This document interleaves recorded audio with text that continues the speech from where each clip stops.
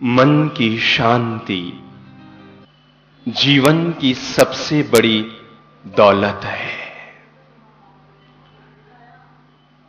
ये कितनी बेशकीमती संपत्ति और दौलत है। या तो किसी ऐसे व्यक्ति से जाकर पूछो जो अपनी जिंदगी में मन की शांति का मालिक है। मन की शांति की कीमत जीवन में क्या होती है, ये कितनी बड़ी दौलत होती है, ये नंबर 1 ऐसे किसी व्यक्ति से जाकर पूछो कि जो अपनी जीवन में शांति को जीता है। और या फिर किसी ऐसे व्यक्ति को जाकर पूछो कि जिसके पास जमीन जायदाद दौलत कोठी और बेहतर बहुत सारी संपत्ति है पर जिंदगी में मन की शांति नहीं है। ऐसे किसी व्यक्ति से जाकर पूछो कि मन की शांति की कीमत क्या होती है। संसार में शायद ही ऐसा कोई व्यक्ति हो जो मन की शांति का महत्व न जानता हो। संसार में ऐसा शायद ही कोई व्यक्ति हो जो अपनी जिंदगी में मन की शांति न चाहता हो। संसार में शायद ही ऐसा कोई व्यक्ति हो जिसे यह खबर न हो कि जिंदगी में मन की शांति की कीमत क्या होती है। अगर मुझ जैसे किसी साधनाशील व्यक्ति से आप जानना चाहेंगे तो मैं कहना चाहूंगा, अगर जीवन में 2 वस्तु में एक साथ हो, एक और दुनिया की सारी दौलत तुम्हें मिल रही हो, जिंदगी के तराजू के पलड़े पर एक और दुनिया की सारी संपत्ति तुम्हें मिल रही हो और दूसरी ओर अगर मन की शांति मिल रही हो, तो झट से निर्णय करना, संपत्ति को किनारे पटक देना, मन की शांति को पहले जगह देना। याद रखना, मन की शांति से बढ़कर दुनिया में और कोई संपत्ति नहीं हुआ करती।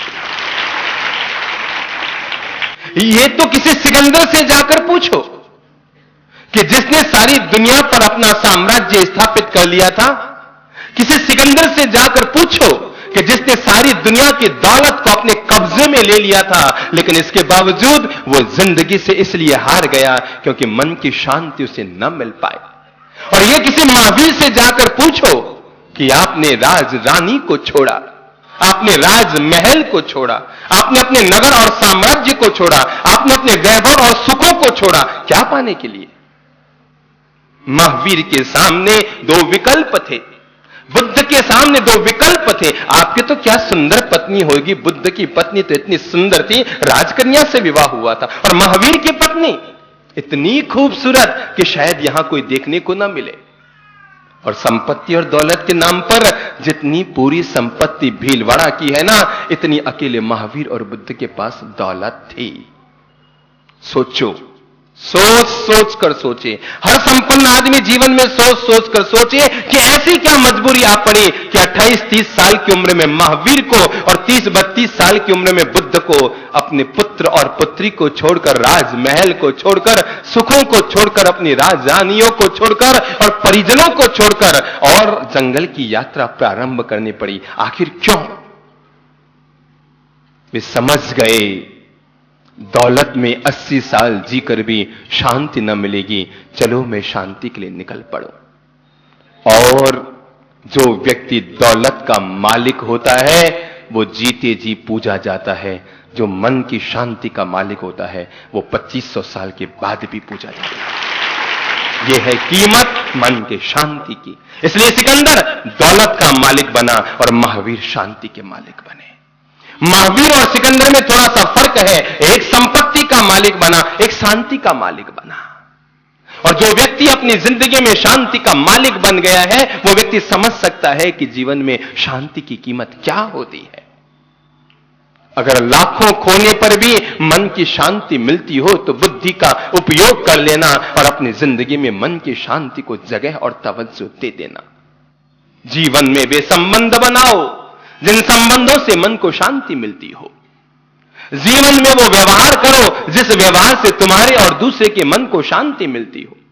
जीवन में ऐसे चरित्र के मालिक बनो जिस चरित्र से जीवन में शांति मिलती हो। जीवन में उस तरीके से धन को उपार्जन करो जिस धन के उपार्जन से मन में शांति मिलती हो।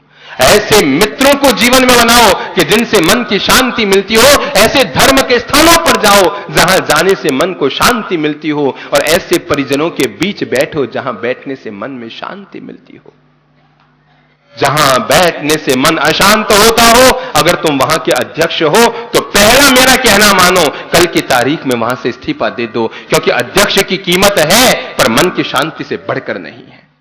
अगर तुम्हें लगे कि तुम्हारा परिजन, तुम्हारा परिचित, तुम्हारा मित्र, तुम्हारे परिवार का सदस्य जिसके कारण तुम्हारे मन को अशांति मिलती हो, तो मेरे भाई ऐसे हर शख्स, ऐसे हर व्यक्ति, ऐसे हर मित्र, ऐसे हर परिचित, ऐसे हर परिवार के व्यक्ति से अपने आप को दूर रखने की कोशिश करो।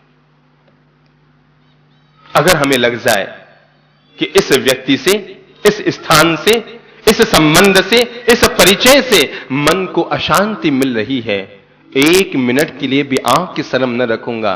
मेरे लिए मेरे मन की शांति जीवन की सबसे बड़ी दौलत है। हां, मैं मन की शांति के साथ, मुझे अपनी शांति से बहुत प्रेम है। मैं दिन में भी शांति के साथ रहता हूं, और रात को जब सोता हूं ना, तो शांति को साथ लेकर सोया करता हूं। उठता हूं तो शांति मेरे साथ होती है, चलता हूं तो शांति मेरे साथ होती है, उठता बैठता चलता फिरता खाता पीता हूं, शांति मेरे साथ होती है। सोते समय में भी साथ होती है, जगते समय में भी साथ होती है। कोई अगर मुझे पूछे कि मेरी जिंदगी की सहधर्मिणी कौन है, तो मैं कहना चाहूंगा मेरे मन की शांति है, जिसमें आनंद है, जिसमें उल्लास है, जिसमें जीवन में महोत्सव बन जाता है। कुछ भी नहीं है पर भी जीवन का महोत्सव है। मेरे पास कोई आप जैसी सुंदर घड़ी नहीं है पहनने के लिए, मेरे पास आपकी तरह कोई अपना मकान भी नहीं है, और मेरे पास आपकी तरह न तो मेरा कोई बैंक बैलेंस है और न ही मेरे पास 2 फूटी कौड़ी है। अगर संपत्ति के नाम पर कुछ देखने जाओगे तो मेरे पास कुछ नहीं है, और शांति के नाम पर देखना चाहोगे तो मैं जीवन में बहुत बड़ी संपत्ति का मालिक हूं। इसलिए मैं कहा करता हूं मैं अमीर हूं, बहुत बड़ा अमीर हूं, क्योंकि मन की शांति का मैं मालिक हूं। इस अमीरायत को, इस संपत्ति को, इस दौलत को जिस व्यक्ति ने बटोरा, वो व्यक्ति जानता है कि हां, इस संपत्ति का क्या आनंद है। मन की शांति के थोड़े से पल जरा याद कीजिए। जब कभी आप गंगोत्री गोमुख गए थे, जब कभी आप हिमालय में गए थे, जब कभी आप किसी शांत उपवन में गए थे, जब आप किसी मसूरी, दार्जिलिंग या नैनीताल या और कहीं किसी एक गहरे शांत उपवन में वहां बैठे थे और वहां 2 पल के लिए मन की शांति को आपने पाया था, आप जरा याद कीजिए उन पलों को कि वो जीवन के कितने बेशकीमती पल थे। शांति के पल, जिन पलों में आपने मन की शांति को जिया था, उन पलों को आप महसूस करके देखिए। अगर आपका मन अशांत है तो जरा सोचो कि संपत्ति का करोगे क्या। आपके पास संपत्ति है, व्यवस्थाएं हैं, मकान, दुकान, कोठियां हैं, बंगले हैं, कारें हैं और फैक्ट्रियां और मिलें हैं, परिवार के लोग हैं, पर मन की शांति नहीं है। फिर जरा सोचो, आप बड़े अशांत मन से घर गए, बड़े अशांत मन से घर गए और घर पहुंचने पर पत्नी ने 4 तरह की सब्जियां बनाकर आपके लिए खाना परोसा। पर जरा याद कीजिए उस दिन को जिस दिन आप बड़े मन से अशांत थे और 4 तरह की सब्जियां सामने आई थी और आप ये कहते हुए एक कौर खाकर उड़ गए, पता नहीं आज तो मेरा खाने का मन नहीं कर रहा है। मन अशांत है तो पकवान भी फीके लगते हैं और मन शांत है तो लुक्खी दाल रोटी भी बड़ी स्वादिष्ट लगा करती है। इसलिए पकवान पकवान में नहीं होते, मन की शांति में जीवन के पकवान हुआ करते हैं और मन की शांति में ही जीवन के भगवान हुआ करते हैं। यूं तो सब शांत है। मैं देख रहा हूं यहां पर पंडाल में जितने भी लोग बैठे हैं, ना तो कोई हाथापाई कर रहा है, ना कोई चीख चिल्लाहट कर रहा है, ना कोई हो हल्ला कर रहा है, ना और किसी प्रकार की हरकत कर रहा है। यूं तो दिखने के नाम पर हर कोई व्यक्ति शांत है, पर हम लोग तभी तक शांत रहते हैं जब तक अशांति का मौका नहीं मिलता है। हम लोग बड़े ईमानदार हैं। जितने भारत के लोग ईमानदार होते हैं ना, दुनिया में उतने ईमानदार और कोई नहीं होते। हम बड़े ईमानदार हैं, पर तभी तक ईमानदार है जब तक बेईमानी का मौका नहीं मिलता है। बस हम तभी तक शांत हैं जब तक शांति का मौका नहीं मिला है। कोई भी शांति चंद जी हो ना, शांतिलाल जी हो ना, कभी थोड़ी सी गुदगुदी करके देख लेना, थोड़ा सा कोई उनसे नीचे बात करके देख लेना, थोड़ी सी उनकी टिप्पणी करके देख लेना, पता लग जाएगा 2 मिनट पहले जो शांतिलाल जी थे वो 2 मिनट में अशांतिलाल जी हो गए। पता ही नहीं लगता शांति को अशांति में तब्दील होने में कितना वक्त लगता है, खबर नहीं लगती। हां, गिरगिट तो 2-4 तरह के रंग बदला करता है, पर इंसान, उसके मन के रंग, उसके मन के तरंग, उसकी मन की दशा, 2 मिनट पहले जिससे तुम प्रेम करते थे 2 मिनट बाद उसी से तुम नफरत करने लग जाते हो। होता है ना? 2 मिनट पहले जिसके गालों को तुम सहलाते थे और 2 मिनट बाद ही उसके गाल पर चांटा दे मारते हो। 2 मिनट पहले तुम जिस पर अपनी जान न्यौछावर करते थे और 2 मिनट बाद ही उसकी जानलेवा बन जाया करते हो। मनुष्य का मन गिरगिट की तरह, गिरगिट को रंग बदलने में समय लगता है और कुछ रंग बदल सकता है, लेकिन जिसने आदमी के मन के रंग को बदलते हुए देखा है उसे खबर है कि किस तरह मनुष्य का मन रंगों को बदला करता है। यह मनुष्य का मन ही तो है कि वह गले तो लगाता है, कभी पत्नी को गले लगाता है, कभी मां को गले लगाता है, कभी बहन को गले लगाता है। इन सब में फर्क केवल मनुष्य के मन का हुआ करता है। गले एक पुरुष लग रहा है, गले एक महिला लग रही है, लेकिन गले लगने में जो फर्क होता है वो मन की दशाओं का होता है। इसलिए मैंने कहा आदमी बड़ा शांत है, पर किसी भी शांत व्यक्ति को सांप बनने में ज्यादा समय नहीं लगता है। मुझे अगर कोई पूछे कि संत में और सांप में क्या फर्क है, बहुत ज्यादा फर्क नहीं होता। संत अगर गुस्सा कर बैठे, संत अगर गाली गलौज कर बैठे, संत अगर हो हल्ला कर बैठे, संत अगर हाथापाई की नौबत ला बैठे, तो समझ लेना इसके भीतर सांप पैदा हो गया है। और अगर सांप किसी चंड कौशिक की तरह शांत हो जाए तो समझ लेना सांप के रूप में से अब संत पैदा हो गया है। मन की शांति सांप को संत बनाती है और मन की अशांति संत को सांप बनाती है। इसलिए आंको इसकी कीमत, पहचानो इस दौलत को और जितना ज्यादा इसे जी सको ना, जीने की कोशिश करो। आप सबसे कम अगर अपनी जिंदगी में किसी को जीते हैं तो वो अपनी ही जिंदगी के मन की शांति है। जियो इसे, ये धन और संपत्ति से ज्यादा कीमती है। ऐसे धन से दूर रहो जो मन की शांति को छीनता हो। ऐसे पत्नी से भी दूर हो जाओ जो मन की शांति को छीनता हो। अगर ऐसी पुत्रवधू है तो उससे दूर हो जाओ जो मन की शांति को तुम्हारी छीन रही हो। और तो और अगर ऐसा कोई कैरियर का निर्माण हो रहा हो तो उससे भी निकल जाओ जो तुम्हारे मन की शांति को छीन रहा हो। चाहे वो जमीन हो, चाहे वो जायदाद हो, चाहे वो कैरियर हो, जो कोई भी हमारे मन की शांति को छीन रहा हो, आदमी को चाहिए उन सब से अपने आप को दूर कर ले। हां, इस सत्संग ने पहला काम यह किया, मनुष्य के मन को सुधारने का काम किया। अभी कुछ दिन पहले कुछ डॉक्टर्स बैठे थे हमारे पास कृष्णा भवन में, बातचीत चल रही थी तो पता लगा भीलवाड़ा में कोई न्यूरो फिजिशियन या सर्जन नहीं है। क्या ऐसा है ना?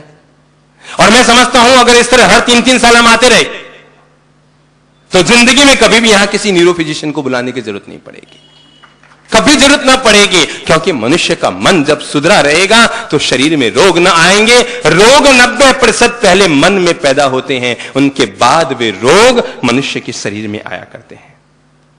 अच्छा मन परिणाम क्या देता है? अच्छा अगर मन है तो विचार क्या होंगे? मन अगर अच्छा है तो विचार अच्छे होंगे, और अगर विचार अच्छे हैं तो शरीर क्या होगा? अच्छा होगा। अच्छा मन, अच्छे विचार, अच्छा शरीर बराबर अच्छा जीवन। समझ लो इस विज्ञान को। अच्छा मन, अच्छे विचार, अच्छा शरीर बराबर अच्छा जीवन। बुरा मन होगा तो विचार क्या होंगे? बुरे होंगे। बुरे विचार होंगे तो शरीर क्या होगा? बुरा होगा। बुरा शरीर होगा तो जीवन क्या होगा? बुरा होगा। अगर जीवन को अच्छा बनाना है तो जरूरी है कि आदमी मन को अच्छा बनाए। अगर विचारों को अच्छा बनाना है तो मन को अच्छा बनाओ, शरीर को अच्छा बनाना है तो विचारों को अच्छा बनाओ, जीवन को अच्छा बनाना है तो शरीर को अच्छा बनाओ। ये तो सब एक दूसरे से अन्योन्याश्रित है। इसलिए जीवन में धन की कीमत आंको, पर अच्छे विचारों से ज्यादा मत आंको। आप में से किसी व्यक्ति की जेब में एक का सिक्का है क्या? किसके जेब में है? देख लो, एक का सिक्का है क्या जेब में? तो दौड़ कर ले आओ मंच पर। ये 5 मित्र आए हैं, ठीक है ना? आ जाइए, आ जाइए। ये पांचों एक दूसरे के मित्र हैं और ये एक दूसरे को उपहार देना चाहता है। चलिए आप आपस में एक दूसरे को सिक्का बांटिए, तो आपस में एक दूसरे को सिक्का बांटिए, आपस में एक दूसरे को सिक्का बांटिए। एक बार और बांटिए, एक बार और बांट लीजिए। करते रहिए, नॉन स्टॉप चलते रहिए, चलते रहिए, सिक्के बांटते रहिए। बताइए इनके पास कितने सिक्के हैं? पांचों के पास बताइए सबको कितने सिक्के हैं? एक और बांट लीजिए। चलिए, तो अब ऐसे 3 लोग आ जाइए जिनकी जेब में सिक्का नहीं हो।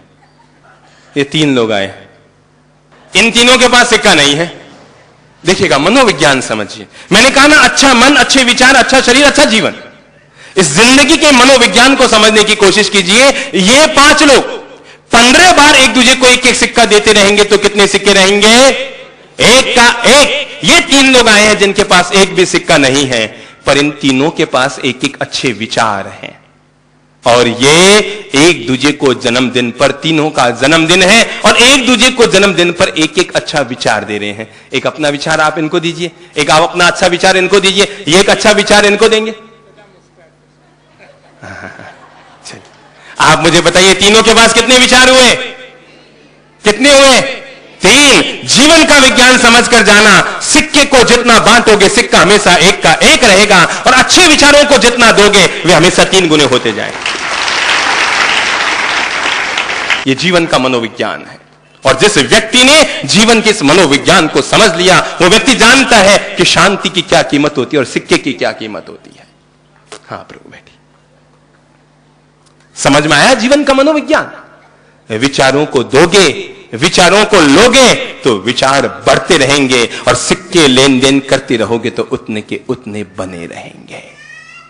जीवन का मनोविज्ञान समझ लो, सीधी सादी सरल भाषा में समझ लो। अच्छा मन रखोगे, अच्छे विचार बनेंगे। अच्छा विचार अच्छे शरीर, अच्छे कर्म बनाएगा, और अच्छे कर्म अच्छे जीवन का निर्माण करेगा। बुरा मन बुरे विचारों को पैदा करेगा, बुरे विचार बुरे कर्म को पैदा करेंगे, बुरा कर्म बुरे जीवन का निर्माण करेगा। महाराज जी कह रहे थे, घर में टीवी के सेट है, अच्छी बात है, होने भी चाहिए।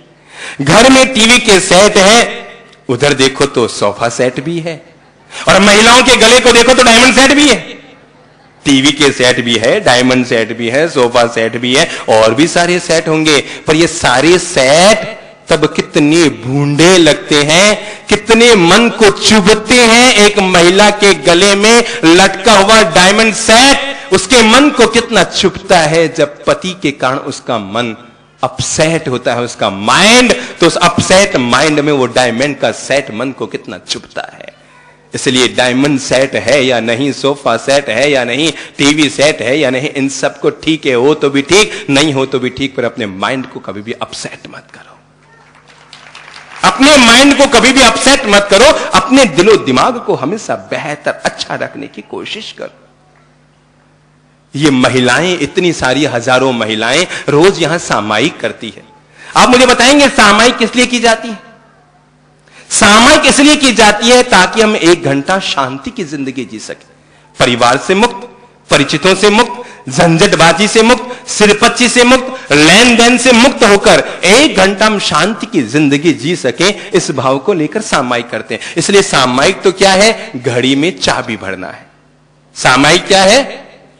सामायिक क्या है? घड़ी में चाबी भरना है। और मेरी बहनों, चाबी वाली घड़ी आपने देखी है ना? कितने घंटे तक चाबी भरती है तो कितने घंटे चलती है?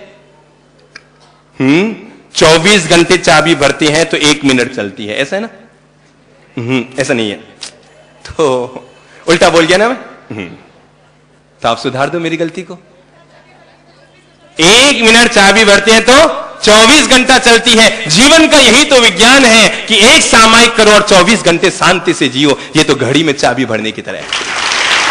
ये जो हम सामयिक करते हैं मुंहपत्ती बांधकर या हाथ में लेकर, इसके पीछे मनोविज्ञान यही है कि हम अपनी जीवन की घड़ी में चाबी भर रहे हैं। 1 मिनट चाबी भरते हैं, 1 घंटे की सामयिक करते हैं, 24 घंटे मन की शांति के और शांति की दौलत को जीते हैं। और अगर 1 घंटे सामयिक करके घर जाकर अगर तुम घर में अशांति फैलाते हो तो प्लीज ये सामयिक तुम्ही को बली, कि यहां तो करते हो सामयिक और घर पर जाकर करते हो असामयिक। घर के वातावरण को असामयिक बनाते हो और यहां पर बैठकर सामयिक करते हो तो सामयिक व्यक्ति के जीवन को कोई परिणाम नहीं दे पाएगी। अगर मन की शांति को जीना चाहते हो ना, तो पहला संकल्प, पहला संकेत जो मैं आपको देना चाहूंगा, ये सबके काम की है।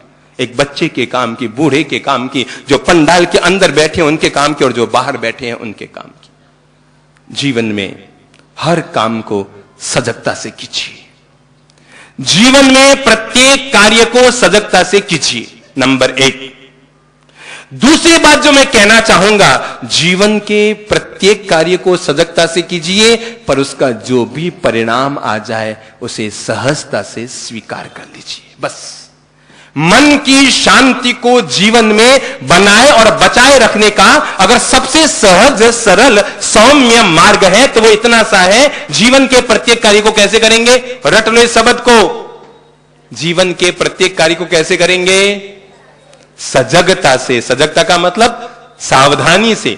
जीवन के प्रत्येक कार्य को सजगता से कीजिए और उसका जो भी परिणाम आ जाए उसे सहजता से स्वीकार कर लीजिए। जो भी परिणाम आ जाए, ठीक है, कर्म करना मेरे हाथ में था, लेकिन उसका जो परिणाम आया उसको लेकर मन को अशांत करना, मन को पीड़ित करना, मन को दुखी करना, मन को संत्रस्त करना, इसकी मुझे कहीं कोई जरूरत नहीं थी। सहजता, सजगता, समरसता, प्रसन्नता और धीरजता, 5 शब्द नोट कर लो। इनको बार बार रटते रहा करो, इनका बार बार उपयोग करते रहा करो। जब जब भी लगे ना कि जिंदगी में किसी शब्द का उपयोग करना है तो इन 5 में से कोई भी निकाल लो। कभी कभी सजगता का उपयोग करो, कभी कभी सहजता का उपयोग करो, कभी कभी समरसता का उपयोग करो, कभी कभी प्रसन्नता का उपयोग करो और कभी कभी धीरजता का उपयोग करो। ये जो मैं 5 नोट आपके पकड़ा रहा हूं ना, इनको जहां बुनाना चाहो बुनाते रहना, और ये कभी खत्म नहीं होंगे, जिंदगी भर इनका उपयोग करते रहना। ये जो 5 शब्द हैं, जिंदगी भर तक इनका उपयोग करते रहना, क्योंकि ये कभी खत्म नहीं होंगे आदमी की जिंदगी में। नंबर 1 मैंने क्या कहा? सजगता। नंबर 2 सहजता। नंबर 3 समरसता। नंबर 4 प्रसन्नता। नंबर 5 धीरजता। ठीक है ना? इन 5 शब्दों को जितना जीवन में जियोगे, जितना पालोगे, उतना जीवन में आनंद आ जाएगा। उठा पटके किसके जिंदगी में नहीं होती भाई। कोई है कि जिसके पिताजी चले गए, तो कोई है कि जिसका बेटा चला गया, कोई है कि जिसकी मां चली गई, कोई है कि जिसकी पत्नी चली गई। ये चला चली के खेल में कब कौन जाता है, कौन आता है, किस बात को लेकर विषाद और किस बात को लेकर मन में अशांति। शांत रहो भाई, शांत, क्योंकि तुम शांत हो तो जहां रहोगे वो हर जगह स्वर्ग है। मैं तो कई बार मजाक में कह दिया करता हूं कि अगर भगवान जी को लगे ना कि स्वर्ग में जगह नहीं है तो कोई दिक्कत नहीं है, क्योंकि मेरी वहां जाने की इच्छा भी नहीं है। अगर लगे स्वर्ग में जगह नहीं है तो कोई दिक्कत नहीं है, अपन नरक में जाने को प्रेम से तैयार है। पर भगवान जी इतना सा ध्यान रखे, एक शांत मन का अगर व्यक्ति नरक में चला गया तो यह तय है कि वो उसको भी स्वर्ग बना देगा, तय। एक शांत मन का व्यक्ति, आनंदित व्यक्ति, हर हाल में मस्त रहने वाला व्यक्ति। लोग बस्ती में रहते हैं, मस्ती में रहते हैं, बस यही तो है जिंदगी की खुशहाली का राज।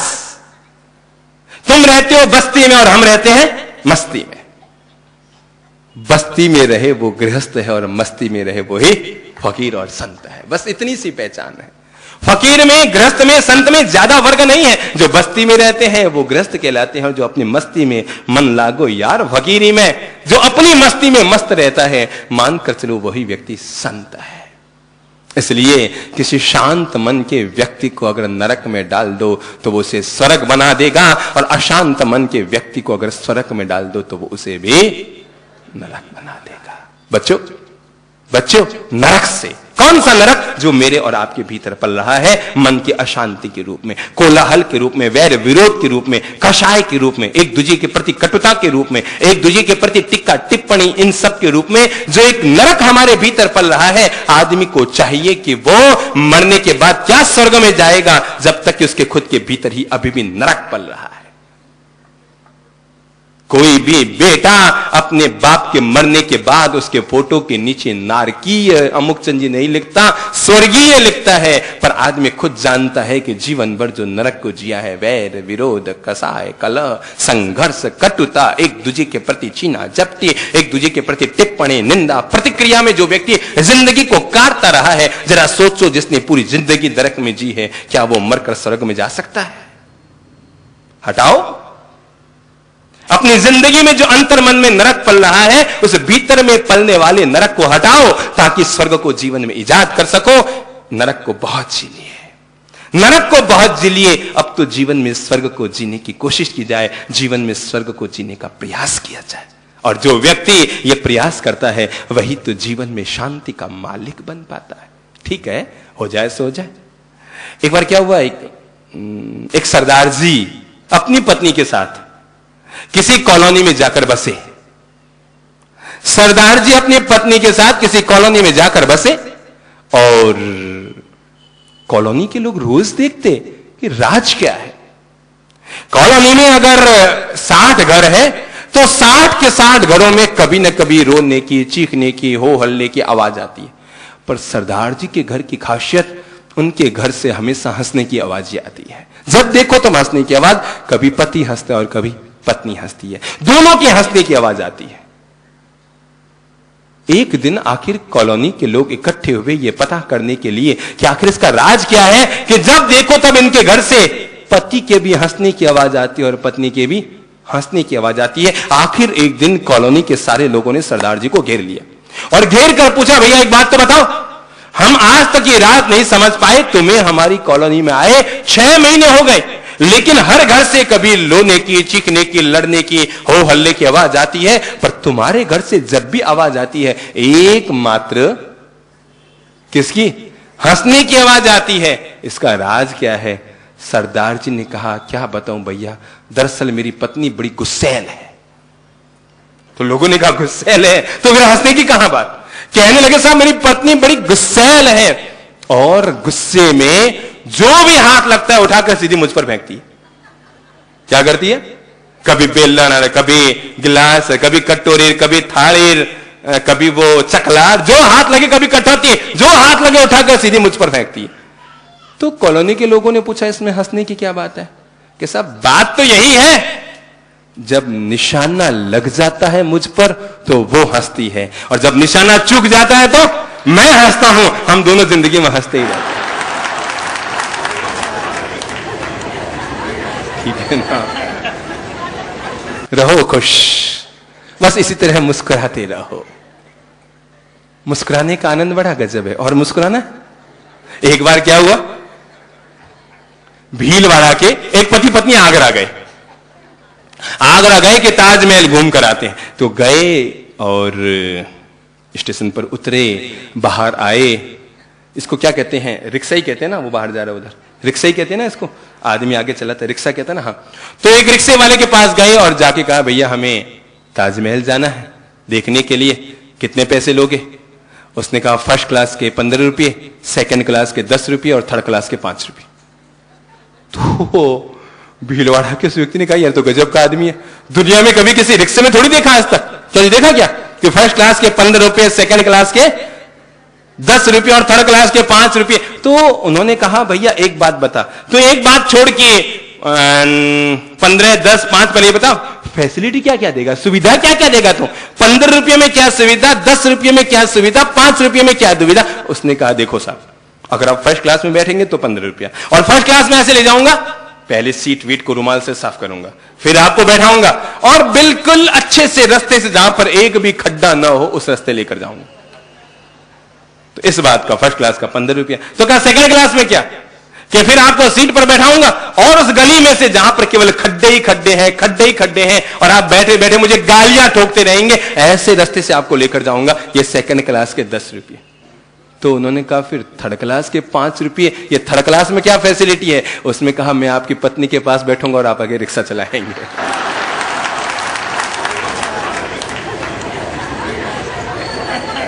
मुस्कुरा लो, ये आनंद लूट लो शांति के, और मुस्कुराना। जिंदगी की मुस्कान, किसी भी कीमत पर अपनी जिंदगी की मुस्कान को अपने हाथ से मत जाने दो, किसी भी कीमत पर। पांव में पहनने को जूते नहीं हैं, पर फिर भी मैं मस्त रहूंगा, मस्त रहूंगा, मस्त रहूंगा। भगवान तेरी बड़ी कृपा है, तूने पांव में पहनने को जूते नहीं दिए, कोई दिक्कत नहीं, पर पांव तो दिए हैं। लाखों लोग ऐसे हैं जिनको तुमने पांव भी नहीं दिए हैं। मुझे तुमने पांव दिए, इसलिए मैं तुम्हें साधुवाद देता हूं। ऐसी नौबत आ जाए तब भी अपनी मन की दशा को मत बिगड़ने दीजिए। हिम्मत ना हारिए, प्रभु ना बिसारिए। हिम्मत ना हारिए, प्रभु ना बिसारिए। हंसते मुस्कुराते हुए जिंदगी गुजारिए। हंसते मुस्कुराते हुए जिंदगी गुजारिए। हिम्मत ना हारिए, प्रभु ना बिसारिए। हिम्मत ना हारिए, प्रभु ना बिसारिए। हंसते मुस्कुराते हुए जिंदगी गुजारिए। हंसते मुस्कुराते हुए जिंदगी गुजारिए। कमर सीधी कीजिए, मुस्कुराना आता है? एक बार मुस्कुराइए, तो एक बार मुस्कुराइए, तबीयत से मुस्कुराइए।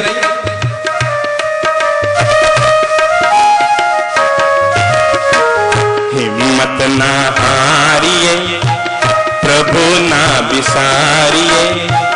हंसते मुस्कुराते हुए जिंदगी गुजारिए। हंसते मुस्कुराते हुए जिंदगी गुजारिए। हंसते मुस्कुराते हुए जीना जिसको आ गया। हंसते मुस्कुराते हुए जीना जिसको आ गया। टूटे हुए दिलों को सीना जिसको आ गया। ओ टूटे हुए दिलों को सीना जिसको आ गया। ऐसे देवताओं के चरण पखारिए। ऐसे देवताओं के चरण पखारिए। उनकी तरह नेक बनकर जिंदगी गुजारिए। उनकी तरह नेक बनकर जिंदगी गुजारिए। हिम्मत ना हारिए, प्रभु ना बिसारिए। हंसते मुस्कुराते हुए जिंदगी गुजारिए। आनंद लो, मुस्कुरा लो। जय हो, जय हो, जय हो। काम ऐसा कीजिए जिससे हो सबका भला। काम ऐसा कीजिए जिससे हो सबका भला। बात ऐसी कीजिए जिसमें हो शहद गुलाब। बात ऐसी कीजिए जिसमें हो शहद गुलाब। मीठी बोली बोल सबको, मीठी बोली बोल सबको। मीठी बोली बोल सबको प्रेम से पुकारिए। मीठी बोली बोल सबको प्रेम से पुकारिए। कड़वे बोल बोल के ना जिंदगी बिगाड़िए। कड़वे बोल बोल के ना जिंदगी बिगाड़िए। हिम्मत ना हारिए, प्रभु ना बिसारिए। हिम्मत ना हारिए, प्रभु ना बिसारिए। हंसते मुस्कुराते हुए जिंदगी गुजारिए। हंसते मुस्कुराते हुए जिंदगी गुजारिए।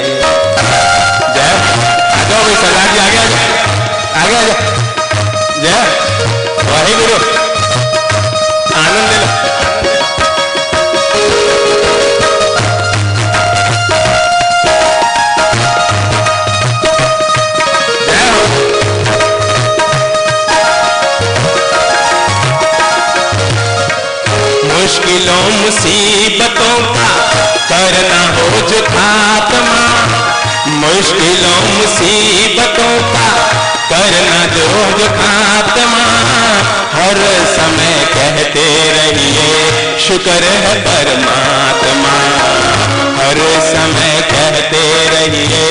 क्या कहोगे? मुसीबतें आ सकती है, संकट आ सकते हैं, संकटों का पहाड़ टूट सकता है, पर क्या कहोगे? भगवान तेरी बड़ी कृपा है, तेरी बड़ी कृपा है, तेरी बड़ी कृपा है। अरे भूख लगे तो तू भोजन दे देता है, और भोजन ना दे तो भगवान को कहो भगवान तेरी बड़ी कृपा है, तो उपवास करने का मौका दे देता है। जय जय जय हो, जय हो।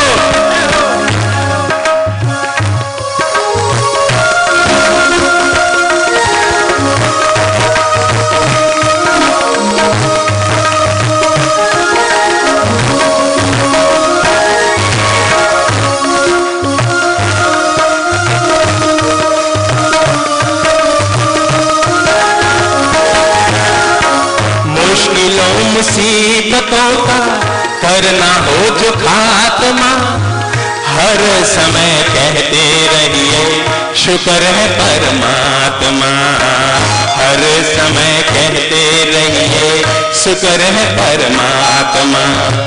गिले शिकवे करके अपना, गिले शिकवे करके अपना हाल ना बिगाड़िए, गिले शिकवे करके अपना हाल ना बिगाड़िए, जैसे प्रभु राखे वैसे।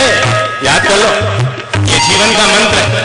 गिले शिकवे करके अपना, गिले शिकवे करके अपना हाल ना बिगाड़िए, गिले शिकवे करके अपना हाल ना बिगाड़िए। देखो भाई, हम जो कुछ पसंद करते हैं ना, क्या ईश्वर हमें दे सकता है?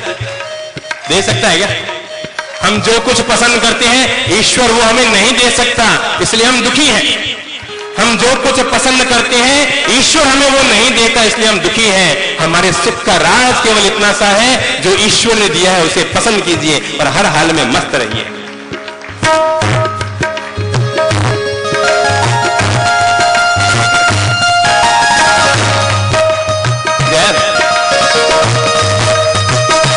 ये जो आजाद चौक के बाहर जो बैठे वो क्या कर रहे हैं?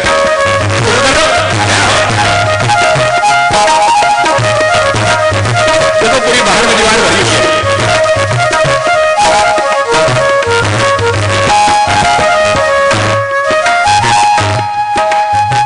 मुश्किलों मुसीबतों का करना हो जो खात्मा, हर समय कहते रहिए शुक्र है परमात्मा, हर समय कहते रहिए शुक्र है परमात्मा। गिले शिकवे करके अपना, गिले शिकवे करके अपना हाल ना बिगाड़िए, जैसे प्रभु राखे वैसे जिंदगी गुजारिए, जैसे प्रभु राखे वैसे जिंदगी गुजारिए। हिम्मत न हारिए, प्रभु ना बिसारिए, हिम्मत न हारिए, प्रभु ना बिसारिए, जैसे प्रभु राखे वैसे जिंदगी गुजारिए, जैसे प्रभु राखे वैसे जिंदगी गुजारिए, जैसे प्रभु राखे वैसे जिंदगी गुजारिए, जैसे प्रभु राखे वैसे जिंदगी गुजारिए। याद रखना भाई, जो चोंच देता है ना, क्या देता है? वो चुग्गा भी देता है। जो पेट देता है वो पेट के लिए भोजन भी देता है। मैं रोज बरोज सोचा करता हूं कि ईश्वर ने इंसान को पेट तो एक दिया है, फिर हाथ दो क्यों दिए हैं? ये ईश्वर की महती कृपा है।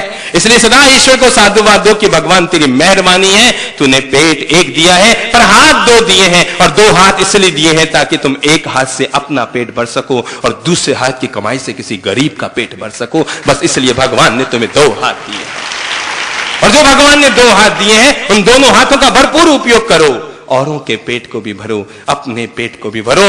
वो व्यक्ति धरती पर पाप कमा कर जाता है जो औरों के पेट को तो मसोसता है, जो औरों के पेट को तो दबाता है, मसोसता है, और अपने पेट को भरता है, वो पाप कमाता है। जो अपने पेट को खाली रख ले पर औरों के पेट को भर जाया करता है, वो पुण्य कमा कर जाता है, इस धरती से पुण्य कमा कर। सीधी सादी बात है ये तो। इसलिए अपनी जिंदगी में जितना बटोर सको ना इन सद्गुणों को, उतना बटोरो। प्रकृति पर भरोसा रखो, प्रकृति की व्यवस्था है।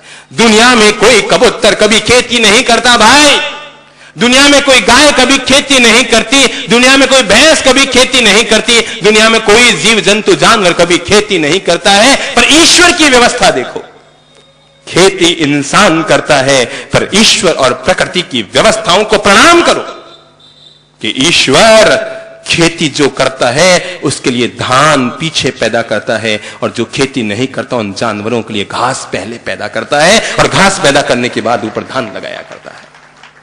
यह है प्रकृति की व्यवस्था, यह है परमेश्वर की व्यवस्था। इसलिए सदा सर्वदा प्रभु को साधुवाद दो कि प्रभु तूने सारी व्यवस्थाएं दे रखी है। सदा सर्वदा बुरे दिन किसी की जिंदगी में आ सकते हैं, पर अपने चेहरे की मुस्कान को कभी खत्म ना होने दो। अशांति जीवन में कभी भी आ सकती है, बुरे दिन जीवन में कभी भी आ सकते हैं, पर मन की शांति को कभी भी भंग मत होने दो। चेहरे की मुस्कान हमारे सौंदर्य को बढ़ाती है, और क्रोध हमारे चेहरे के सौंदर्य को मिट्टी में मिला देता है।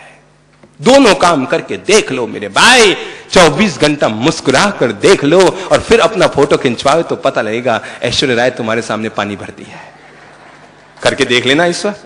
अरे भाई वो फोटोग्राफर इधर आओ तो, तुम जो फोटो खींचते हो लोगों के स्टूडियो में, तो लोगों को क्या कहते हो? Smile please. क्या कहते हैं? Smile please. फोटोग्राफर फोटो खींचता है तब कहता है स्माइल प्लीज, और इसलिए कहता है क्योंकि जब आप मुस्कुराते हैं तो आपका चेहरा सुंदर आता है। ये ईश्वर और प्रकृति हर पल आपके फोटो खींच रही है। हर समय मुस्कुराइए और एक दूसरे को हमेशा सुंदर नजर आइए। ये लिपस्टिक, ये क्रीम, ये पाउडर लगा लगा कर चेहरे को बूंदा करने की बजाय, और वो जो लाल लाल लाल चुट्ट करके आ जाती है होठों को, ओफो, मुझे तो कई बार मन करता है बहन जी रुमाल लीजिए एक बार पहले साफ करके फिर बात कीजिए। बुंडे बुंडे लगते हैं जैसे कोई खून चखे आए हो। अरे भाई मुस्कुराओ ना। होठों का सौंदर्य कभी भी लिपस्टिक लगाने से नहीं होता है, और सौंदर्य बिगड़ता है। और हाँ, पर अगर मुस्कुराते हो ना तो सौंदर्य निखरता है, निखरता है। सब याद रखना। काले से काला आदमी और बदसूरत से बदसूरत महिला, याद रखना।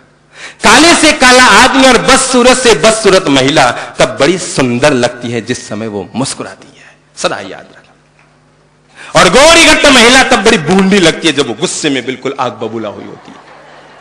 भगवान करे वो चूना जिसके मुंह में जाएगा जीभ जला देगा। चूना दिखने में तो बड़ा सफेद जक होता है, पर वो एक चम्मच चूना कभी रख मत लेना, जीभ जल जाएगी। हाँ, इसलिए मैंने कहा मुस्कुराओ। प्रकृति की हर व्यवस्थाओं में जीवन में मुस्कुराते रहो। कोई आ जाए तो भी, कोई चला जाए तो भी। एक दुनिया का बहुत संपन्न आदमी हुआ जिसका नाम था रॉकफेलर। न्यूयॉर्क का यह व्यक्ति था, बड़ा अमीर संपन्न आदमी था। ये 33 साल की उम्र में बीमार पड़ गया। जैसे सिकंदर 33 साल से पहले पहले धरती से चला गया था ना, वैसे ये नौबत इस आदमी की आ गई। बड़ा बीमार पड़ गया, शरीर में 100 तरह के रोग पैदा हो गए, और डॉक्टरों ने इलाज करते करते आखिर हार गए और कहा कि अब तुम्हें नहीं बचाया जा सकता, तुम्हारी मौत तय है। अब तो 1-2 दिन के मेहमान हो। तभी उसका एक करीबी मित्र आया, और मित्र ने आकर कहा, मेरे मित्र तुम क्यों बीमार पड़े? क्योंकि तुम कंजूस थे। तुम हर समय तनाव में, हर समय चिंता में, हर समय घुटन में, हर समय अवसाद में भरे रहते थे, इसलिए तुम बीमार पड़ गए। दिन भर धन धन धन, पैसा पैसा पैसा। आदमी की 2 कौन कौन सी बताओ तो, बताओ ना। एक तो पैसा और दूसरा है क्या? आदमी की 2 कमजोरी, नंबर 1 पैसा, नंबर 2 गोरी चमड़ी। ये 2 कमजोरी है जिनके पीछे आदमी अपने विवेक को खो देता है और गलत काम करने के लिए तैयार हो जाता है। 2 कमजोरियां हैं मनुष्य के मन की, और जिसने इन 2 को जीता जिसने इन दो को जीता, मानकर चलो वो जीवन का विजेता हो गया। जिसने इन दो को जीत लिया वो जीवन का विजेता हो गया, वो पार लग गया। कंजूस एक नंबर का वो संपन्न आदमी रहा।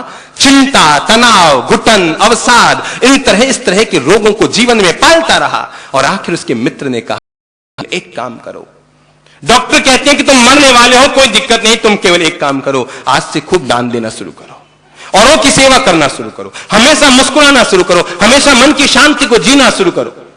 और उस आदमी की, जो न्यूयॉर्क का बड़ा संपन्न आदमी था, रॉकफेलर, उसके जीवन की कहानी कहती है, जो आदमी 33 साल की उम्र में मरने वाला था, वो 32 साल और जी गया। 32 साल और जी गया। जब हाथ खुला तो दिल खुल गया, जब मुस्कुराया तो मन शांत हो गया, और शरीर के आधे रोग तो यूं ही मिटने लग गए। इसलिए मैं कभी किसी बीमार आदमी के घर जाता हूं ना, मंगल पाठ सुनाने के लिए पहले कहता हूं, भैया 2 मिनट मुस्कुरा, ताकि तू मंगल पाठ शांति से सुन सकेगा। अब तू तो हाय मां हाय मां हाय मां कर रहा है, तो शांति पाठ सुनेगा भी कहां से? मन में अशांति तो बाहर के शांति पाठ काम न करेंगे। और याद रखना, मन की शांति व्यक्ति को तभी मिलती है जब व्यक्ति अशांति के निमित्तों से दूर रहता है। लोग हमारे पास आते हैं और आकर कहते हैं, साहब कोई मंत्र दीजिए कि मन शांत रहे। दुनिया में कोई मंत्र नहीं, दुनिया में आज तक ऐसा कोई मंत्र नहीं हुआ कि जिसका जाप करने से मन को शांति मिलती हो। मन की शांति को पाने का एक ही उपाय है, और वो है अशांति के निमित्तों से बचो।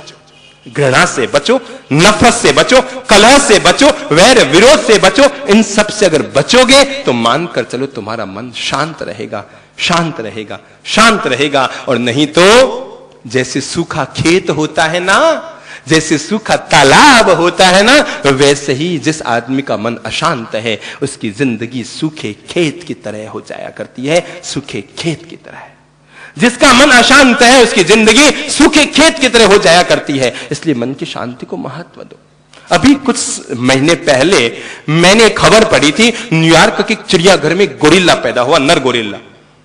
तो उसका नाम क्या रखा जाए, वेबसाइट पर यह जानना चाहा कि उसका नाम क्या रखा जाए, तो 4,20,000 लोगों ने एक नाम सुझाया, और वो नाम था जोला। जोला का मतलब होता है शांति। हर आदमी मन की शांति पाना चाहता है, हर आदमी अपनी जिंदगी में मन की शांति का मालिक बनना चाहता है, मन की शांति को जीना चाहता है। हम लोग एक बार भोपाल से इंदौर की ओर आ रहे थे, भोपाल से इंदौर की ओर आ रहे थे, एक क्या कहते हैं उसको, अरे वो बताओ ना, जहां पर नेता लोग ठहरते हैं ना, हाँ सर्किट हाउस। तो वो जो सर्किट हाउस होता है ना, हम भी संयोग से वहीं ठहरे थे। वहां के मध्य प्रदेश के उस समय के कैबिनेट मंत्री भी वहां आके ठहरे, हमसे परिचित थे। मेरे पास आए, कहने लगे, साहब मुझे थोड़ी अलग से आपसे बात करनी है। जब भी कोई आदमी कहता है ना कि साहब अलग से थोड़ी बात करनी, तो मैं समझ जाता हूं कि क्या करनी है, कुछ ना कुछ अपने ही रोना रोना आया होगा, तो अलग से बात करना चाहते हैं। बाकी हम तो हमेशा सार्वजनिक बात करते हैं। जीवन का एक रिवाज रखा है हमने, जिंदगी में कभी भी आज तक दरवाजा बंद करके किसी से बात नहीं करते हैं, और जिंदगी में आज तक अपनी डायरी के पन्नों को कभी बंद नहीं करते हैं। खुली जिंदगी, खुली डायरी। जो है जिंदगी हमेशा साफ सुथरी रखो, जो बाहर वो भीतर, बिल्कुल साफ सुथरी जिंदगी। अगर कमजोरी है तो है, विशेषता है तो है, विशेषताओं को उगाड़ना और कमजोरियों को ढकना जीवन का पाप है। तो आए सांझ को और आकर कहने लगे, साहब मन बड़ा दुखी है, बड़ा अशांत हूं। अरे मैंने कहा, भाई तू तो गजब निकला।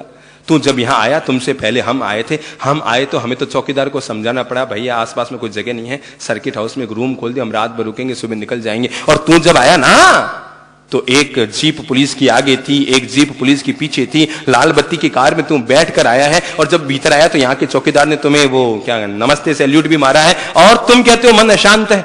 हम तो बड़े शांत है। उसने कहा, महाराज जी अब आपसे क्या छिपाना, दरअसल क्या है, बड़ा मन में बड़े वो गिल्टी फीलिंग कर रहा हूं, बड़ा मन में वो दुखी हूं, बड़ा मन में वो अशांत हूं। मैंने कहा, हुआ क्या?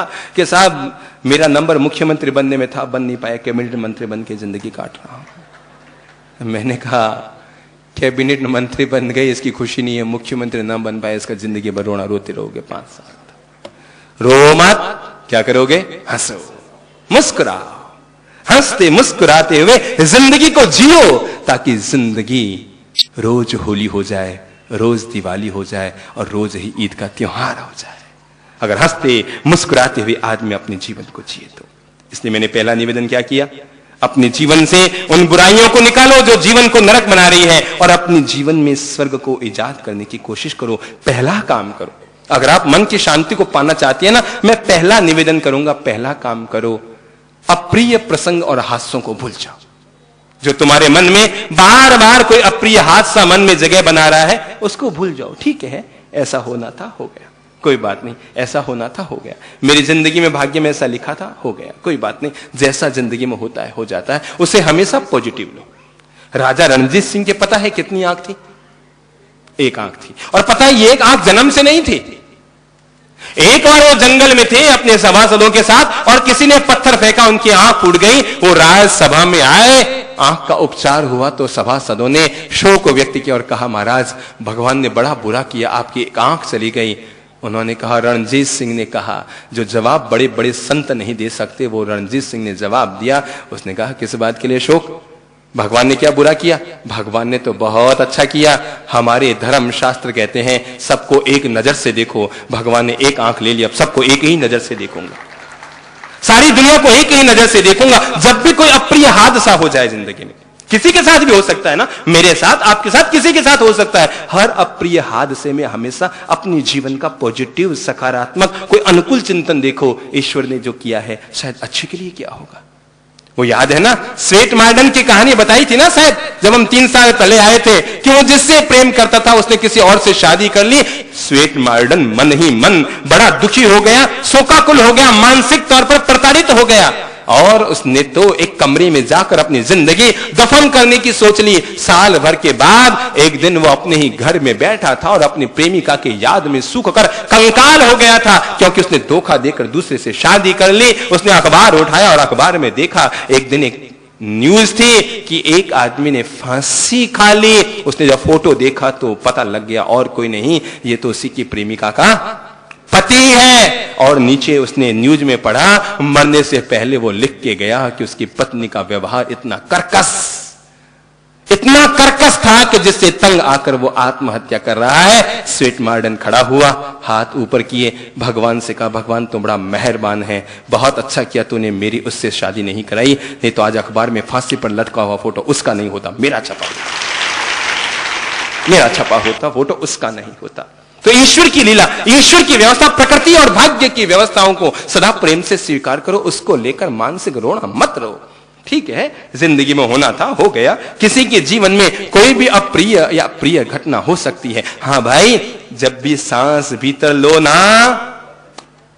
हर सांस में जब भी सांस भीतर लो तो अच्छी यादों को भीतर डालो, और जब भी श्वास बाहर निकालो ना तो बुरी यादों को बाहर उलीच दो। जीवन का मंत्र दे लो। जब भी सांस लो तो अच्छी यादों को भीतर में डाल लो, और जब भी श्वास छोड़ो तो बुरी यादों को बाहर निकाल दो। तो नंबर 1, अपने जीवन में क्या करोगे? गुनगुनाते हुए जियो भाई, भुनभुनाते हुए मत जियो। आदमी को ढोंग से तो जीना आ गया है ना, बड़ा ढंग से जीना आ गया आदमी को, पर अगर नहीं आया तो ढंग से जीना नहीं आया। दिक्कत यह है, ढंग से जीना आदमी सीख गया, ढंग से जीना ना सीखा। बुनबुनाती हुई जिंदगी आदमी जी रहा है, गुनगुनाना ना सीख पाया। इस बुनबुनाती हुई जिंदगी को तब्दील करो और इसे गुनगुनाती हुई जिंदगी बनाओ। हंसते खेलते मुस्कुराते हुए मन की शांति के सुकून को अपने जीवन में आनंद महोत्सव का द्वार बनाते हुए जीवन में जितना आनंद पा सको उतना पाने की कोशिश करो, क्योंकि मन की शांति के सामने किसी सम्राट का खजाना भी फीका होता है। और हां, जो मैं दूसरा निवेदन करूंगा ना, वो है अपनी जीवन को हमेशा खुशियों से भरे रखो। हर हाल में खुश रहो। परिस्थितियां बदले, आए जाए, जो कुछ हो, तो हर समय अपनी बाहें फैलाकर अपनी जिंदगी को खुशियों से भरने की कोशिश करो। जितने खुश रहोगे उतनी सुखी रहोगे। बेटा पास है तो भी खुश, दूर चला गया तब भी खुश, ठीक है, कोई दिक्कत नहीं, मैं तो मस्त हूं। पति पास है तो भी खुश, परदेश चले गए तब भी खुश। हमेशा खुश रहो, हमेशा मुस्कुराते आनंदित रहो, क्योंकि तुम्हारे किए जब कुछ हो नहीं रहा है तो तुम्हारे हाथ में एक चीज तो है।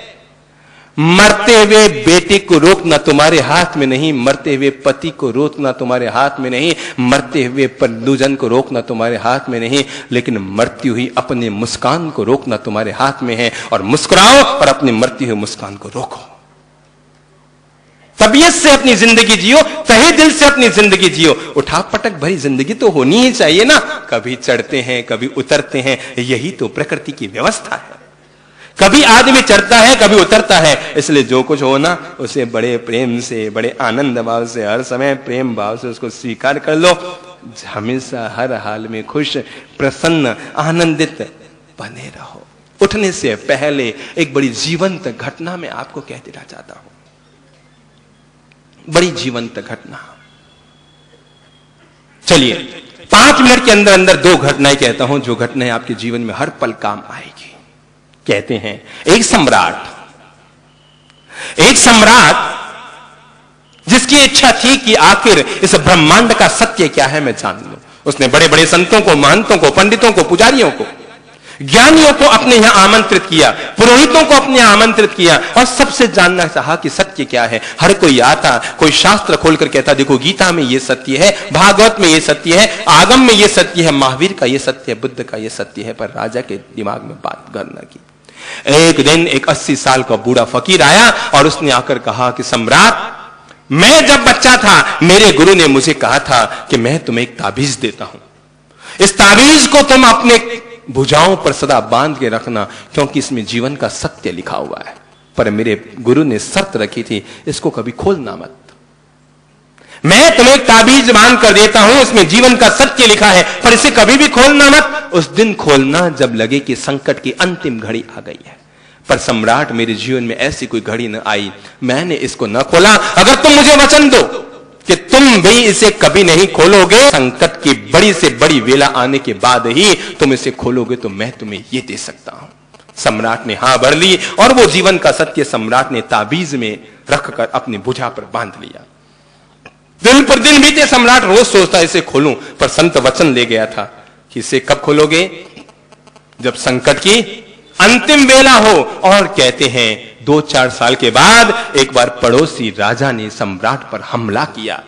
राजा हारा गया, हार कर वो अपने नगर को छोड़कर भग गया, घोड़े पर बैठकर अकेला राजा निकल गया। पर शत्रुओं के सैनिकों ने वहां भी उसका पीछा कर लिया। राजा को लगा कि पीछे 100 सैनिक, आगे वो अकेला, आखिर गिर जाएगा, मारा जाएगा। वो मन ही मन सोच रहा था अब क्या करूं, अब क्या करूं। पीछे से घोड़ों की टाप टाप की आवाज आ रही थी, आगे राजा का घोड़ा, पीछे शत्रुओं के सैनिक का घोड़ा, और चलते चलते एकाएक सामने नदी आ गई। राजा को तैरना नहीं आता था और घोड़ा पानी में जा नहीं सकता था।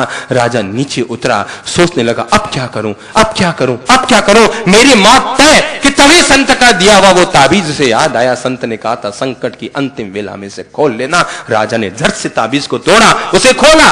एक कागज का टुकड़ा था उसमें, और उसमें लिखा था घबराओ मत, यह भी बीत जाएगा। This too will pass. घबराओ मत, यह भी बीत जाएगा।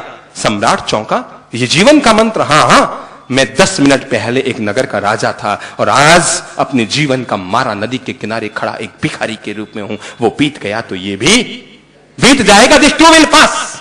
जीवन की हर व्यवस्था, जीवन की हर स्थिति आखिर बीतती है और बदलती है।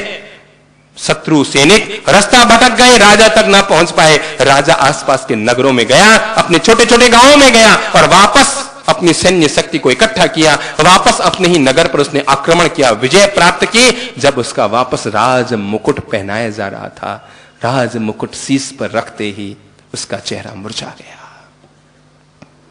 राज मुकुट शीश पर रखते ही उसका चेहरा मुरझा गया। सेनापति, महामंत्रियों ने कहा महाराज ये क्या, आज तो उत्सव का दिन है, विजय उत्सव का दिन है, आप अपने हारे हुए राज्य को आज जीत कर दोबारा राजा बने हैं। और तभी राजा ने जेब में से वो कागज निकाला, दिस टू विल पास, यह भी बीत जाएगा। वह भी बीत गया, वह भी बीत गया, वह भी बीत गया। तो याद रखो यह भी बीत जाएगा। अमीरी में भी याद रखो यह भी, और गरीबी में भी याद रखो यह भी।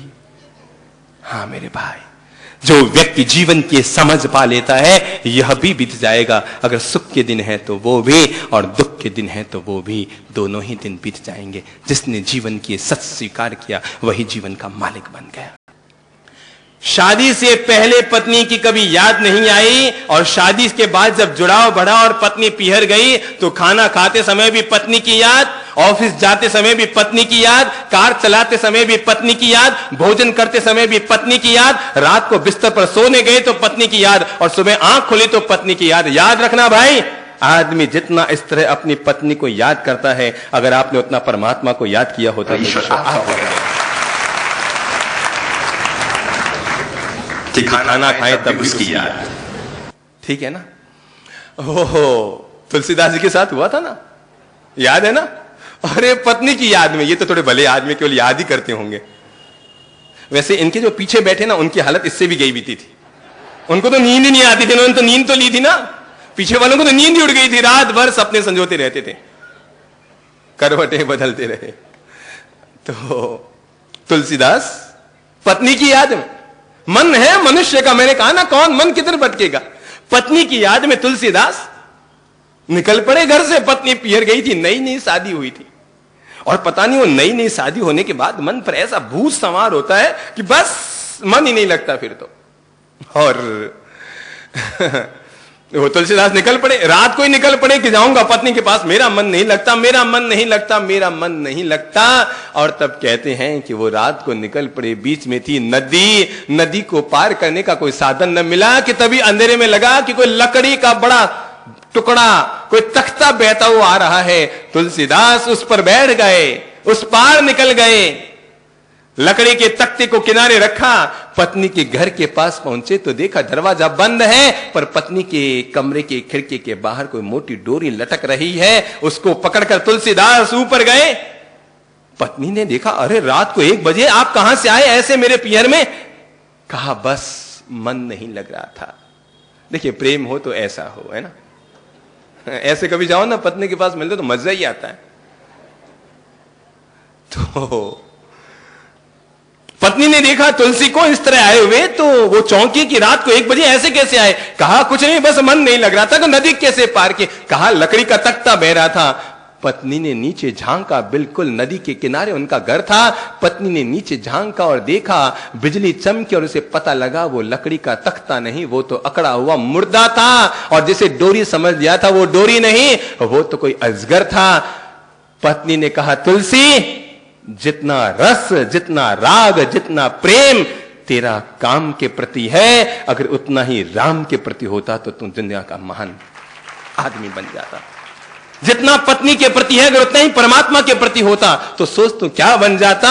और ये छोटी सी बात तुलसीदास की जिंदगी को बदल गई। जो तुलसी कल तक काम में आसक्त था, वो तुलसी राम का भक्त बन गया था। और ये रामचरितमानस तुलसीदास की अमर रचना बन गई थी। जो आज हम रामायण के गीत गाते हैं, रामचरितमानस का पाठ किया दास की रचना है। मनुष्य का मन मुड़ जाए सही दिशा की ओर, सही रस लग जाए इसमें, सही लगाव उड़ जाए, सही दिशा इसे मिल जाए, तो ये वहां तक पहुंचा सकता है जहां तक तुमने सपना नहीं देखा होगा। और अगर ये गलत रास्ते पकड़ जाए तो ये वहां तक गिर सकता है, वहां तक गिर सकता है जिसका तुमने कभी सोचा नहीं होगा। ये गिर भी सकता है ठेठ नीचे तक, ये उठा भी सकता है ठेठ ऊपर तक। हाँ मेरे भाई, ये मनुष्य का मन है। मन व्यक्ति का 3 तरह का होता है। एक होता है तमोगुण प्रधान, दूसरा होता है रजोगुण प्रधान, और तीसरा होता है सतोगुण प्रधान।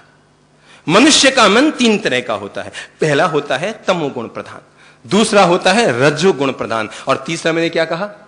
सतोगुण प्रधान। मनुष्य का मन जो तमोगुण प्रधान है, जिस व्यक्ति के भीतर क्रूरता बहुत है, जिस व्यक्ति के भीतर लोभ की इच्छा बहुत है, जिस व्यक्ति के भीतर क्रोध और कषाय की ग्रंथियां ज्यादा है, मानकर चलें उसका मन क्या है? उसका मन तमोगुण प्रधान है। हर समय क्रूरता के विचार, मार दूं। अगर आप देख रहे हैं कि आपके घर में कोई कुत्ता आया है, कोई घर के दरवाजे पर गाय आई है, अगर आपका बच्चा भीतर जाता है और डिब्बे में से रोटी निकालकर बाहर लाता है, तो समझ लो ये बच्चा क्या है? सतोगुण प्रधान। और अगर डंडा लेकर आता है तो सावधान रहो, आज ये कुत्ते पे डंडा उठा रहा है, बूढ़े हो जाओगे तो तुम पर भी उठा सकता है, क्योंकि इसका मन रजोगुण प्रधान और तमोगुण प्रधान है। ये क्रूर है, ये क्रोधी किस्म का है, इसके भीतर कषाय की ग्रंथियां भरी हुई है, इसके मनोमस्तिष्क में कषाय हर समय रमता रहता है। सड़क पर चलते हुए गाय को देखकर अगर कोई हाथ फेरता है उसके शरीर पर, तो समझ लेना ये सत्वगुण प्रधान है, और पीछे से थापड़ मारता है तो समझ लेना तमोगुण प्रधान है। मन व्यवहार में आता है। मन व्यवहार में आता है तो पहला मैंने मन कहा तमोगुण प्रधान, जो क्रूरता से जुड़ा होता है, क्रोधी किस्म का होता है, कषाय से जुड़ा रहता है, काम वासनाओं की ग्रंथि उसमें ज्यादा रहती है। और दूसरा जो मनुष्य का मन होता है उसको मैंने कहा रजोगुण प्रधान, उसमें भोग विलास की भावना बहुत ज्यादा होती है। मन तृप्त होता ही नहीं है, उसका तृप्त करने का प्रयास करते रहो करते रहो करते रहो, पर आदमी का मन फिर भी विकारों से जुड़ा ही रहता है। मन के विकार व्यक्ति के मिट भी नहीं पाते और तृप्त भी नहीं हो पाते। रोज ब रोज आदमी खुजलाता है, शरीर में खुजली हो गई, रोज ब रोज आदमी खुजलाता है, सोचता है आज खुजला लिया अब कल नहीं खुजलाऊंगा, कल फिर वही, कल खुजला लिया सोचता है फिर कल नहीं खुजलाऊंगा, कल फिर वही, और इस तरह जिंदगी भर तक आदमी खुजलाता रहता है। जिंदगी पूरी हो जाती है, खाज अधूरी रह जाती है। जिंदगी पूरी हो जाती है, खाज अधूरी रह जाती है। आदमी के मन के विकार नहीं मिट पाते हैं। सुकरात के पास एक युवक आया और आकर उसने पूछा कि सुकरात, मैं आपसे एक रहस्य जानना चाहता हूं, और रहस्य यह जानना चाहता हूं कि किसी भी व्यक्ति को जिंदगी में संसार का भोगों का सेवन कितनी बार करना चाहिए। सुकरात ने कहा जीवन में एक बार। कितनी बार? एक बार। कहा अगर मनुष्य का मन न माने तो सुकरात ने कहा फिर 2 बार। कहा फिर भी मनुष्य का मन न माने तो कहा सुकरात ने फिर वर्ष में 1 बार। कहा मनुष्य का मन है इतना भी जल्दी तृप्त नहीं होता, अगर फिर भी तृप्त ना हो तो कहा महीने में 1 बार, और कहा अगर तब भी तृप्त ना हो तो सुकरात ने कहा फिर 15 दिन में 1 बार संसार का सेवन कर लेना। आगंतुक युवक ने कहा मेरा एक और प्रश्न है, और वो है कि अगर तब भी मन तृप्त ना हो तो क्या करूं? तो सुकरात ने कहा जाओ सप्ताह में 1 बार संसार का सेवन कर लेना, बस बहुत है। युवक कहने लगा माफ कीजिए, अगर तब भी मेरा मन तृप्त न हो तो? क्या कहा युवक ने? क्या कहा युवक ने? अगर सप्ताह में 1 बार संसार का सेवन कर लूं और फिर भी अगर मन तृप्त न हो तो सुकरात ने कहा तुम यहां से चले जाओ, क्योंकि मैं इंसान से बात करना चाहता हूं, किसी जानवर से बात करना नहीं चाहता हूं। बांधो सिर पे कफन और जो इच्छा हो सो जिंदगी में करो, तुम्हें सब छूट है। जो इच्छा हो सो करो, जाओ मौज मस्ती की जिंदगी जियो, सिर पे कफन बांधकर जिंदगी को काट लो बस।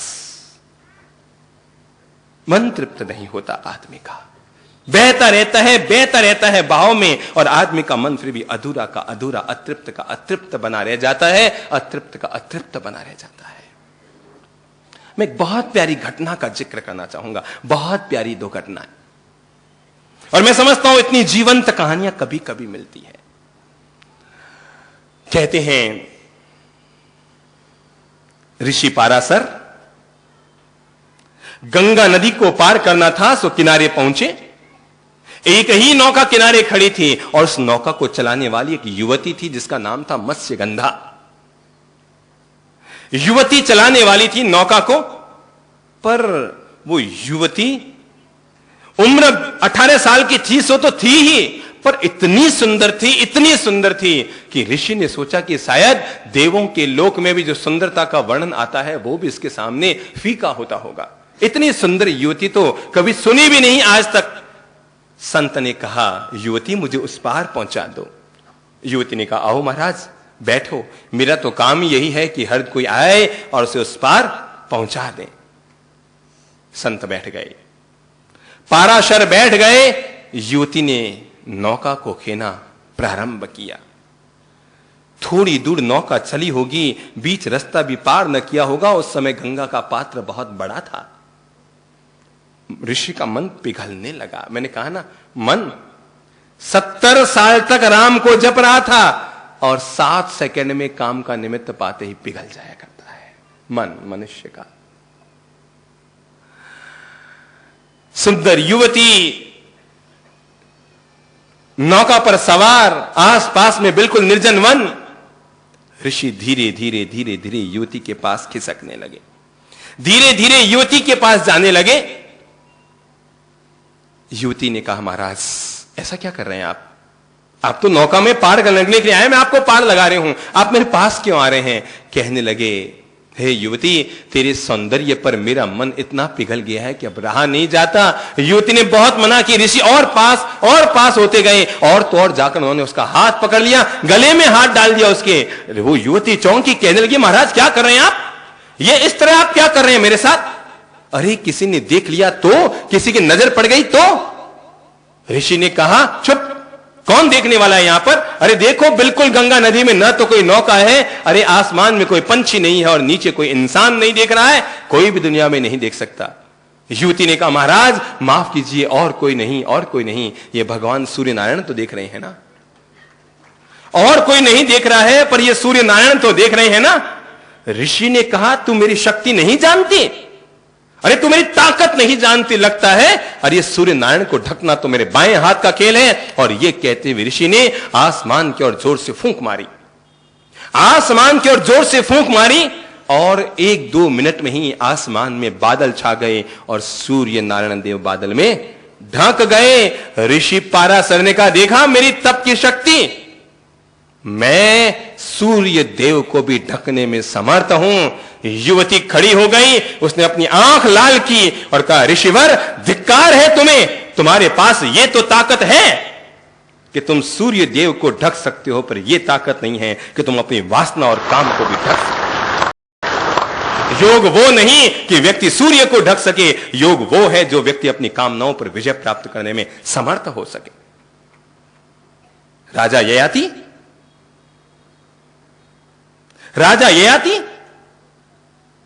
जी गया संसार में 100 साल, मौत आई, कहने लगी चलो। ययाति कहने लगा, नहीं, अभी नहीं, मन मेरा तृप्त नहीं हुआ, अभी और संसार में जीना चाहता हूं। मौत ने कहा, क्यों जीना चाहते हो? 100 साल की जिंदगी कम होती है क्या? 100 साल की जिंदगी जी ली, राजरानियों के साथ जी लिए, राजमहल में जी लिए, चलो अब मौत आ गई, अब समय आ गया।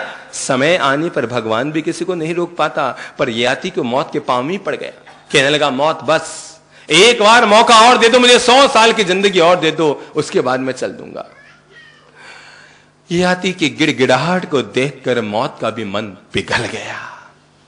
पहली बार पिघला होगा, पर पिघल गया।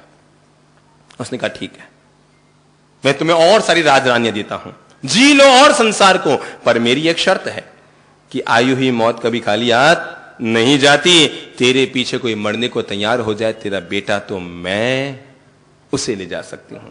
ययाति ने अपने बेटे को बुलाया, जमाना अच्छा था, और बेटे को कहा, बेटा मैं 100 साल और जीना चाहता हूं, मेरे लिए तुम मर जाओगे? बेटे ने हां भर दी और मर गया। बेटे ने हां भर दी और मौत के साथ चला गया। 100 साल पूरे हुए, फिर मौत आई और आकर कहने लगी, चलो अब तो। ययाति फिर कहने लगा, प्लीज एक बार मौका और, अभी भी मेरा मन तृप्त ना हुआ। मौत ने लाख समझाया, पर ययाति गिड़गिड़ाने लगा, एक मौका और कहते हैं ययाति का फिर एक बेटा मरा, मौत के साथ गया। इस तरह हर बार मौत आती, ययाति गिड़गिड़ाता रहता, उसका एक बेटा मौत के साथ जाता। और इतिहास कहता है, भागवत की कथाएं कहती है, जिन लोगों ने भागवत पुराण की कथाएं सुन रखी है या पढ़ रखी, उन्हें खबर है, भागवत कहती है कि इस तरह ययाति 1000 साल तक जी गया। कितना? 1000 साल तक जी गया। मौत ने समझा, अब तो इसका मन तृप्त हो ही गया होगा, अब तो इसका मन तृप्त हो ही गया होगा। मौत आई और आकर कहने लगी, चलो भाई अब तो चलो।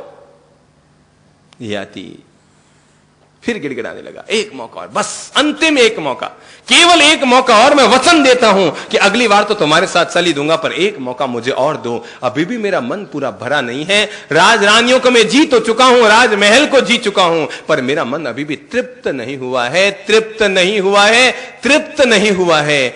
मौत ने कहा, फिर देख लो, तुम्हारे किसी बेटे को भेज दो साथ में।